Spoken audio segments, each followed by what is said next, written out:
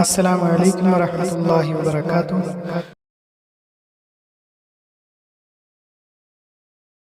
അടുത്ത ദാവൂദ് അലൈഹി ഇസ്ലാമിനെ പറ്റി പറയുന്നു. 38-ാമത്തെ സൂറത്ത് 17-ാമത്തെ ആയത്ത്.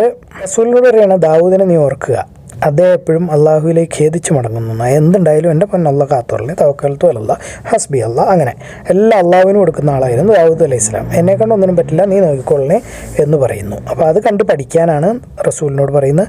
അത് നമ്മളും അങ്ങനെയാണ് വേണ്ടത്. പിന്നെ അദ്ദേഹം സന്ധ്യാസമയത്തും സൂര്യോദയ സമയത്തും, അതായത് സുബഹിക്കും മഗ്‌രിബിനും അദ്ദേഹത്തിൻ്റെ കിതാബ് സബൂർ ഓതുമായിരുന്നു.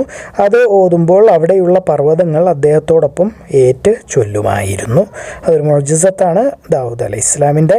പിന്നെ അദ്ദേഹത്തിൻ്റെ കീഴിൽ പറവകൾ, അതായത് പക്ഷികൾ അദ്ദേഹത്തിന് കീഴ്പ്പെട്ടിരുന്നു, അല്ലെങ്കിൽ പറഞ്ഞ അനുസരിക്കുമായിരുന്നു.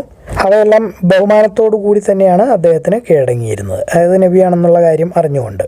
ഭയങ്കര വലിയൊരു രാജ്യമായിരുന്നു. അതായത് യഹൂദന്മാരുടെ ഇടയിൽ പറയുകയാണെങ്കിൽ ഒരുവിധം ഒന്നാമൻ ആയ രാജാവ് ആണ് ദാവൂദ് അലൈഹി ഇസ്ലാം. അങ്ങനെ ഭയങ്കര ശക്തനായിരുന്നു, ഭയങ്കര ഇൽമുണ്ടായിരുന്നു, ഹിക്മത്ത്, തത്വജ്ഞാനം, കേസൊക്കെ തീർപ്പാക്കാൻ ഭയങ്കര സംസാര വൈഭവം ഉണ്ടായിരുന്നു.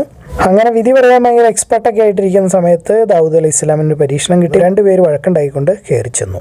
എന്നിട്ട് ഒരാൾ പറയുകയാണ്, ഇതേ ഞാൻ സംസാരിക്കാൻ അല്പം മോശമാണ്, മറ്റേ സംസാരിക്കാൻ ഭയങ്കര കഴിവുള്ളവനാണ്, അവൻ എന്നെ പറഞ്ഞ് പറ്റിച്ച്, എനിക്കൊരാടേ ഉള്ളൂ, അവന് 99 ആടുണ്ട്, എന്നിട്ട് എൻ്റെ അടുത്ത് നിന്ന് എൻ്റെ ആകെ ഉണ്ടായിരുന്ന ഒരാടിനെയും കൂടെ അവൻ അടിച്ചു മാറ്റിക്കൊണ്ടുപോയി എന്നൊക്കെ പറഞ്ഞിട്ട് പ്രതിയുടെ ഭാഗം കേട്ടില്ല. അതുകൂടെ കേട്ടിട്ട് വേണമായിരുന്നു വിധി പറയാൻ. അങ്ങനെ ചെയ്യാതെ ഒരു ഒറ്റ ചിന്തയിൽ പെട്ടെന്ന് അങ്ങനെ ചെയ്തപ്പോൾ തെറ്റിപ്പോയി. മലക്കുകളായിരുന്നു വന്നത്. മലക്കുകളപ്പോൾ തന്നെ അപ്രത്യക്ഷമായി. അപ്പോൾ അദ്ദേഹത്തിന് മനസ്സിലായി, ഞാൻ പെട്ടു, അള്ളാഹു ഒരു പരീക്ഷണം തന്നു, ഞാൻ തോറ്റുപോയി. അപ്പം തന്നെ അദ്ദേഹം സുജൂദിലോട്ട് വീണു, എന്നിട്ട് കുമ്പിട്ടു, ഖേദിച്ചു മടങ്ങി, തൗബ ചെയ്തു, സുജൂദ് ചെയ്തു, അദ്ദേഹത്തിന് പുറത്തു കൊടുത്തു. തെറ്റ് ചെയ്ത് തിരിച്ചു വരുന്നവർക്ക് അള്ളാഹുവിൻ്റെ അടുക്കൽ ഭയങ്കര വലിയ സ്ഥാനമുണ്ട്. പിന്നെ ദാവൂദിനോട് പറഞ്ഞു, ദാവൂദ്, നിന്നെ നാം ഭരണാധികാരിയാക്കിയിരിക്കുന്നു ഭൂമിയിൽ, ഖലീഫ എന്നാണ് പറഞ്ഞേക്കണേ. അതായത് അള്ളാഹുവിൻ്റെ പ്രതിനിധിയാണ്. വളരെ കുറച്ച് പേർക്കുള്ളൊരു സ്ഥാനമാണ്. ആദം അലൈഹി ഇസ്ലാം അള്ളാഹുവിൻ്റെ പ്രതിനിധിയാണ് ഭൂമിയിൽ. ദാവൂദ് അലൈഹി ഇസ്ലാം അള്ളാഹുവിൻ്റെ പ്രതിനിധിയാണ് ഭൂമിയിൽ. എന്തുകൊണ്ടാണെന്ന് നമുക്ക് അറിയില്ല.